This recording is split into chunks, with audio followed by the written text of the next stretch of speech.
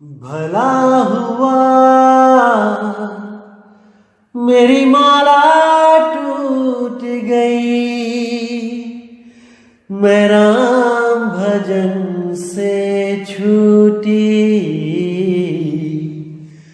भला हुआ मेरी माला टूट गई, मैं राम भजन से छूटी। मेरे सिर से टली बला, भला हुआ मेरी माला टूट गई, मैं राम भजन से छूटी। मैं राम भजन से छूटी। नमस्कार मेरे प्यारे भाइयों, मेरे परमात्मा के प्यारे जीवहंसों। मैं सदा ही यही चाहूंगा कि आप सब मेरे भाई इतने विवेकी हो जाएं कि आपके सामने कोई भी असत्य रखे और आप क्षण भर भी ना लगाओ उस असत्य को परखने में। एक पल में आप सत्य और असत्य का निर्णय कर दो। मैं यही चाहता हूं। मेरी मालिक से बस यही अरदास है कि आपको कोई धर्म के नाम पे, परमात्मा के नाम पे मूर्ख ना बना पाए। ऐसी कोई चीज ना हो जो आपको ना पता हो। हर चीज क्रिस्टल क्लियर होनी चाहिए, तभी मेरे भाई इस काल के जाल से आप बच पाओगे। अन्यथा ये जितने भी काल के दूत बैठे हैं, ये सब आपको भ्रमित करने के लिए इस दुनिया में आए हैं। लेकिन ये आपके ऊपर डिपेंड है कि आपने भ्रमित होना है कि नहीं होना है। तो मेरे भाइयों, आज आपको एक ऐसा राज खोला जाएगा जिसको जानने के बाद आप समझ पाओगे कि आपके साथ कितना बड़ा धोखा किया जा रहा था। इस 12वें पंथ में कितना मूर्ख बनाया जा रहा था आपको इस 12वें पंथ के कालदूतों द्वारा। लेकिन आज सारा पर्दा उठा दिया जाएगा। अगर आप 1% भी विवेकी होगे, एक पल में समझ जाओगे कि दास कहना क्या चाहता है, क्या बताना चाहता है आपको। दोस्तों, आज का जो सत्संग है वो शब्द और अक्षर में क्या भेद होता है, आज इस पे सत्संग किया जाएगा। क्योंकि आपने देखा है कि कई काल के दूत अक्षर और शब्द में फर्क ही नहीं कर पा रहे हैं। उनको समझ में ही नहीं आ रहा है कि अक्षर किसे कहते हैं और शब्द किसे कहते हैं। उन लोगों को पहली दूसरी कक्षा में जाने की जरूरत है। लेकिन बदकिस्मती से ऐसे अनपढ़ लोग धर्म गुरु बन के बैठ गए हैं। दुनिया को मुक्त कराने के लिए अपनी कमर कस के बैठ गए हैं। जिनको अक्षर और शब्द तक में फर्क नहीं पता, वो मंत्रों के सहारे मुक्ति देने की आशा लगा के बैठ गए हैं। तो आज इसी पे सत्संग किया जाएगा कि क्या होते हैं अक्षर और क्या होते हैं शब्द। तो सबसे पहले गुरु ग्रंथ साहब में अंग नंबर 343 पे बिल्कुल साफ लिखा है कि 52 अक्षर जोरे आन, सकिया ना अक्षर एक पहचान। कि ये जितने भी लोग आए इस दुनिया में, जितने भी धर्मगुरु आए, जितने भी ज्ञानी पंडित आए, उन सब ने क्या किया, 52 अक्षर जोरे आन। इस दुनिया में आके 52 अक्षरों को जोड़ जोड़ के एक से एक नया नाम बनाते चले गए। इन्हीं नामों को जपवाते चले गए, इन्हीं 52 अक्षरों को जोड़ जोड़ के। कौन से 52 अक्षर? आ आ ई ई उ उ ये स्वर, और का खा गा घा अंगा चा छा जा जा ये व्यंजन। इन्हीं स्वर और व्यंजनों को जोड़ जोड़ के ये नाम बनाते चले गए। तो यहां साहिब ने साफ बोला कि 52 अक्षर जोरे आन, सकिया ना अक्षर एक पहचान। उस एक अक्षर को कोई नहीं जान पाया जो आदि अक्षर है। जो लिखने बोलने पढ़ने में नहीं आता, जो इन 52 अक्षरों में नहीं आता। लेकिन इन काल के दूतों ने क्या अनुवाद कर दिया इसका कि 52 अक्षर का मतलब होता है संस्कृत के ग्रंथ, यानी वेद हो गए, पुराण हो गए और जितने भी मनुस्मृतियां हो गई, ये जितने भी संस्कृत के ग्रंथ हैं इनमें वो अक्षर नहीं आता। ऐसा बोल के इन्होंने भ्रमित कर दिया। और कौन से अक्षर की बात करी? सोहंग, कि ओम आ जाता है वेदों में भी पुराणों में भी, लेकिन सोहम नहीं आता, सोहंग नहीं आता। ये बोल के इन्होंने इस 52 अक्षरों को तोड़ मरोड़ दिया। इन 52 अक्षरों को घोषित कर दिया कि ये तो संस्कृत भाषा की तरफ इशारा है, संस्कृत भाषा के ग्रंथों की तरफ इशारा है, कि संस्कृत भाषा के ग्रंथों में सोहंग नहीं है, ये केवल कबीर बाणी में मिलेगा। ऐसा भ्रमित कर दिया इन लोगों ने। तो आज दोस्तों आपको इसी भ्रम जाल से बाहर निकालेंगे, और अगर आप में 1% भी विवेक होगा तो आप एक पल में इनकी चोरी पकड़ लेंगे। और जिस काल के दूतों को आप परमात्मा मान के बैठे हैं, आप हमेशा के लिए उनको एक आम जीव समझ के उनसे पीछा छुड़ा लेंगे। नहीं तो जहां वो जा रहे हैं वहीं आपको लेके जाएंगे। इसी 84 में धक्के खाएंगे सब। लेकिन जो बंदी छोड़ के इस मूल ज्ञान को समझ जाएगा वो हमेशा हमेशा के लिए मुक्त हो जाएगा मेरे भाई, मुक्त। अब इन्हीं 52 अक्षरों का प्रमाण गुरु ग्रंथ साहब के ही पेज नंबर 340 पे आप देख सकते हैं कि 52 अक्षर लोक त्रय सब कुछ इन्हीं माही, ए अक्षर खिर जाएंगे ओ अक्षर इनमें नहीं। अब यहां पर भी इन्होंने क्या बोला कि ये 52 अक्षर तो संस्कृत के भाषा के हैं, यानी संस्कृत के ग्रंथों की तरफ इशारा किया जा रहा है। इन संस्कृत के ग्रंथों में वो नाम सोहंग नहीं है, वो तो इनसे परे है, वो अक्षर इनमें नहीं, यानी संस्कृत के ग्रंथों में वो अक्षर नहीं मिलेगा सोहंग।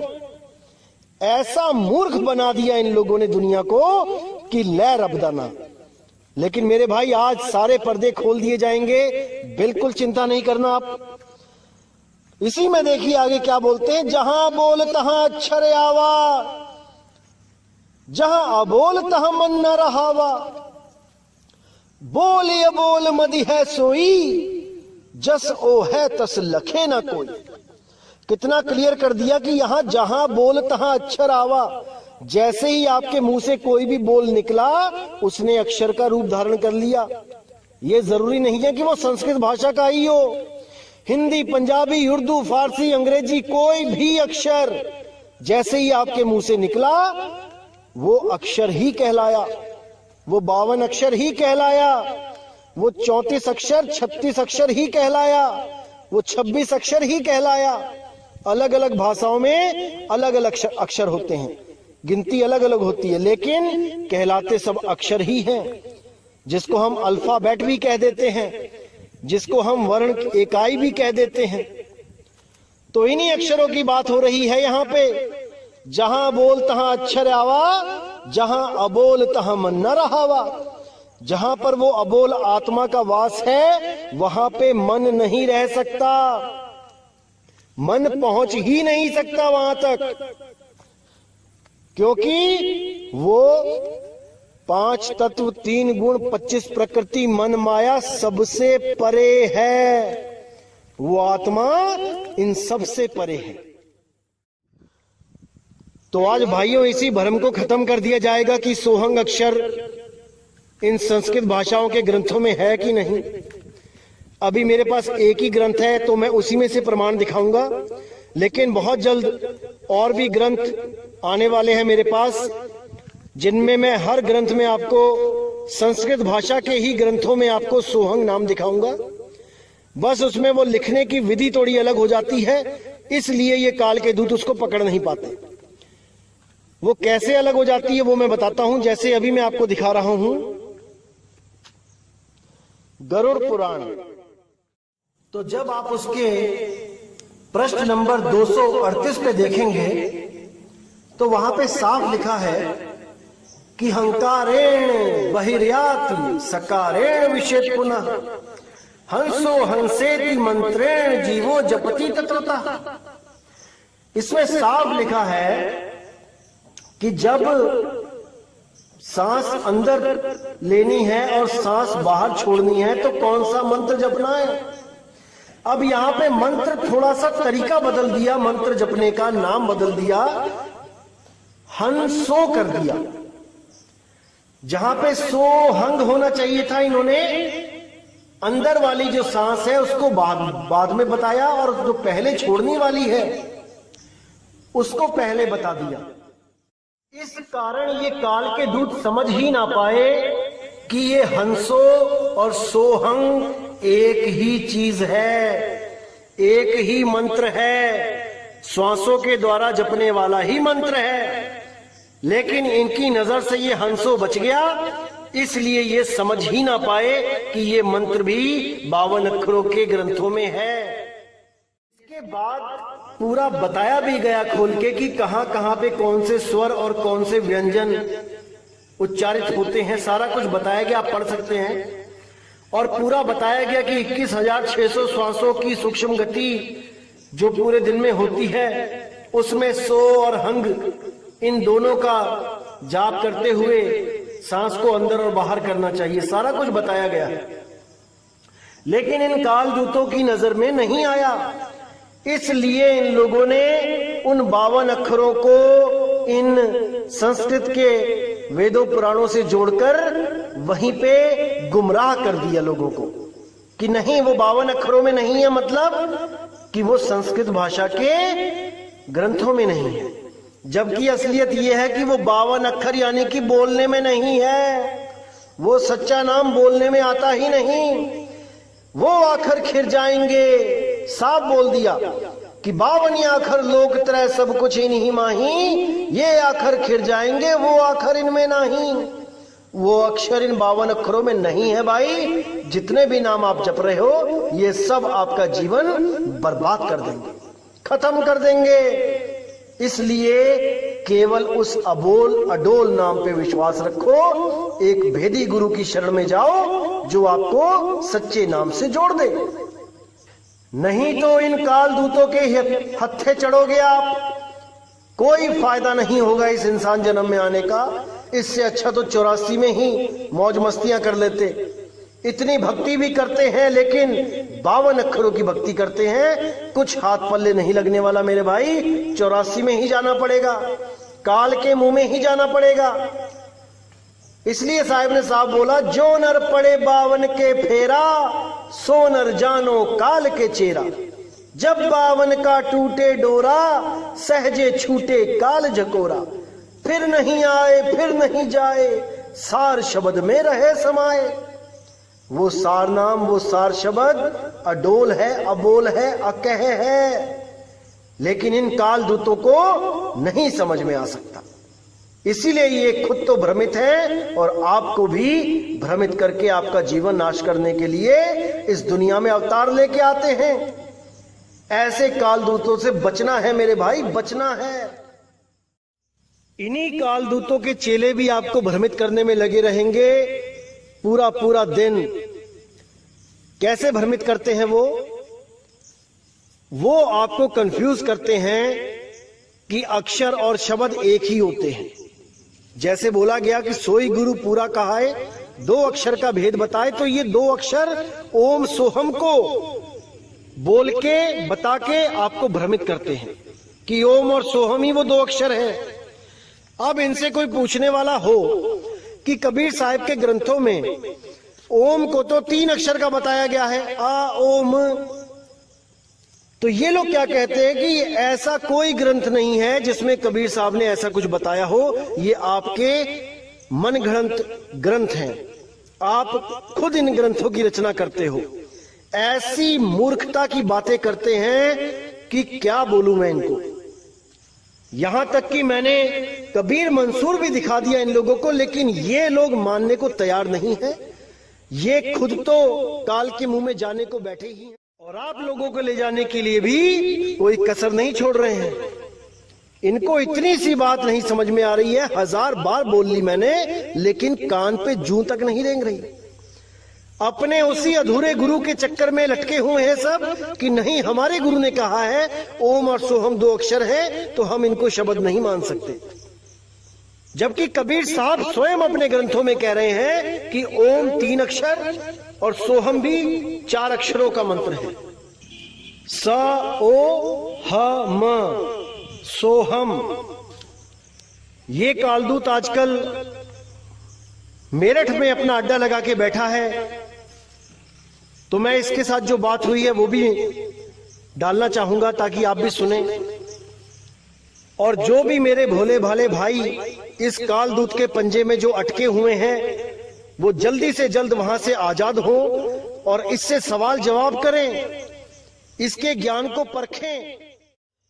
इस कालदूत को इतना भी नहीं पता कि अक्षर और शब्द में क्या फर्क है, और आप सबकी आत्माओं का ठेका लेके बैठ गया है उनको मुक्त कराने के लिए।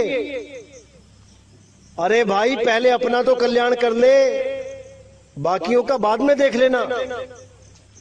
पहले खुद तो समझ लो कि कबीर साहब क्या कहना चाहते हैं, बाकियों को बाद में समझा लेना। देखो क्या कहते हैं कबीर साहब, आंखें खोल के देखो। तो देखिए यहां कितना स्पष्ट लिखा है कबीर मंसूर में, पेज नंबर 1028 पे, कि सो ओम 3 अक्षर आ ओ म के संयोग से बना है। जो कोई इस ओम कार के यथार्थ भेद को समझता हो वही आत्म ज्ञान का अधिकारी हो सकता है। कहे हुए तीनों अक्षर 5 स्वरूपों में प्रकट होते हैं, इस प्रकार से लिखे जाते हैं, अथवा ओम यह इनका यथार्थ स्वरूप है। अब यहाँ पे ओमकार की बात थी, तो ओमकार 5 अक्षरों के द्वारा पंचाक्षर मंत्र कहलाता है, लेकिन यहाँ पर इसका यथार्थ स्वरूप है 3 अक्षर का ओम। अब इतनी सी बात इस कालदूत के समझ में नहीं आ रही, और इसने हमें बोल दिया कि ये कौन सा नकली ग्रंथ है। ऐसी व्याख्या कभी कबीर साहब ने नहीं करी। आइए सुनते हैं इसी की जुबानी। और ये कौन से नकली शास्त्र में से दिखा रहे हो ये प्रमाण? कोई कबीर साहिब जी का ले गया हो? कबीर साहिब जी ने कभी भी इस तरीके से व्याख्या नहीं करी है। ये कबीर साहिब जी का नहीं है। कोई तुम्हारा छापा हुआ नकली कबीर मंसूर लगता है, परमात्मा वाला कबीर मंसूर नहीं है, क्योंकि परमेश्वर ने इस तरीके से व्याख्या ना कभी की है। आज तक का इतिहास है, उठा के देख लो कभी भी। सत साहिब। और ये कौन से नकली शास्त्र में से दिखा रहे हो ये प्रमाण? कोई कबीर साहिब जी का ले गया हो? कबीर साहिब जी ने कभी भी इस तरीके से व्याख्या नहीं करी है। ये कबीर साहिब जी का नहीं है। कोई तुम्हारा छापा हुआ नकली कबीर मंसूर लगता है, परमात्मा वाला कबीर मंसूर नहीं है, क्योंकि परमेश्वर ने इस तरीके से व्याख्या ना कभी की है। आज तक का इतिहास है, उठा के देख लो कभी भी। सत साहिब। तो भाइयों, मेरा काम था इसकी सच्चाई खोलना, और मैंने इसकी सच्चाई खोल दी है। अब आप देखिए कि आपने इसके चंगुल में फंसे रहना है कि परमात्मा के मूल ज्ञान को समझ के आगे बढ़ जाना है, इन लोगों को छोड़ देना है। क्योंकि ये लोग तब तक ही आपको मूर्ख बना के रख सकते हैं जब तक आपको यथार्थ ज्ञान नहीं हो जाता। जब आपने कबीर साहब के ग्रंथ को देखकर उसमें प्रमाण देख लिए, तब इन लोग की इतनी हिम्मत नहीं कि आपको भ्रमित कर सकें। लेकिन अगर आप सब कुछ देखने के बाद भी इन्हीं के चंगुल में फंसे रहना चाहते हैं, तो मेरे भाई आपको आजाद करने वाला कोई नहीं। फिर तो स्वयं कबीर साहब आके भी आपको आजाद नहीं कर पाएंगे। आप जहां हो वहीं रहो, और इन्हीं लोगों के चक्कर में 84 में गोते खाते रहो। आपको बचाने वाला कोई नहीं होगा। क्योंकि अगर इतने प्रमाण देख के भी आप में इतना भी विवेक ना जागा, तो मेरे भाई व्यर्थ है ये सत्संग करना, कोई फायदा नहीं। तो इसी के साथ दोस्तों अब मुझे विदा करें, और आगे भी मैं कई प्रमाण दिखाता रहूंगा, इन लोगों के अज्ञान के पर्दे खोलता रहूंगा। बस आपने अपना विवेक जगा के रखना है, आपने कहीं धोखा नहीं खाना है। इसी के साथ दोस्तों मुझे विदा करें। जय गुरु बंदी छोड़ वैराग साहिब, जय गुरु बंदी छोड़ साधु शरण साहिब, जय गुरु बंदी छोड़ बाबा मदन साहिब, बाबा गरीबदास साहिब, बाबा नानक जी। जय जय सतगुरु बंदी छोड़ कबीर साहिब की सदा ही जय हो, सदा ही जय हो मेरे मालिक की साहिब बंदगी। सतनाम।